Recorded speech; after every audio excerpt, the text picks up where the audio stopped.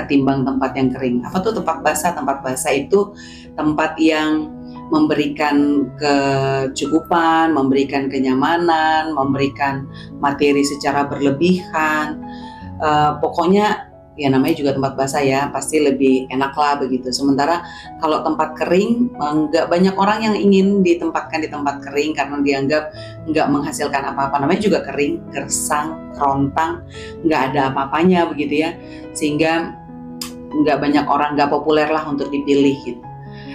Ini berbeda sekali dengan cerita yang dicatat dalam Kejadian pasal 13 tentang Abraham dan Lot. Ketika Abraham justru memberikan kesempatan kepada Lot untuk memilih, kamu mau pilih tanah yang mana? Kalau kamu ke sana, aku ke sini, kamu ke kanan, aku ke kiri, begitu ya. Artinya Abraham memberikan kesempatan pada yang muda untuk memilih tempat yang mana saja yang mereka mau pilih, lalu kemudian Abraham mengambil bagian yang sebaliknya.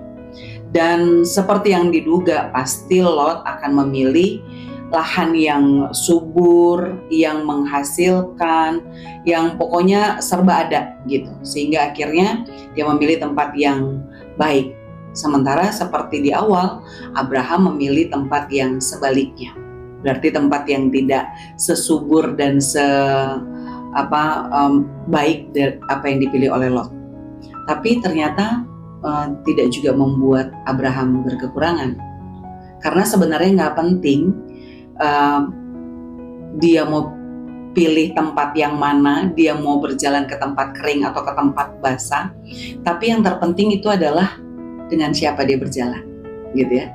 Kalaupun dia memilih ke tempat yang kering dan dengan kesadaran bahwa dia berjalan melangkah bersama dengan Tuhan, ia pasti akan tersedia segalanya.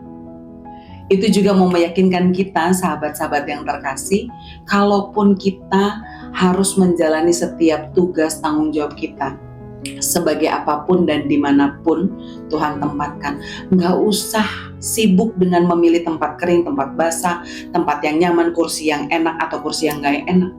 Tapi ingatlah, kita ini melangkah bersama dengan siapa? Sejauh kita melangkah bersama dengan Tuhan, maka segala sesuatu akan dicukupkan, nggak akan kekurangan, nggak akan membuat kita susah, karena janji Tuhan itu ya dan amin. Jadi sekarang jalanilah setiap perjalanan hidupmu dengan keyakinan bahwa Tuhan yang mengutus, Tuhan juga yang mengurus. Ketika Tuhan memberikan kita kesempatan untuk berkarya dan melakukan apa saja, di sana juga Tuhan akan memerintahkan berkat. Berjalanlah karena Tuhan bersama denganmu.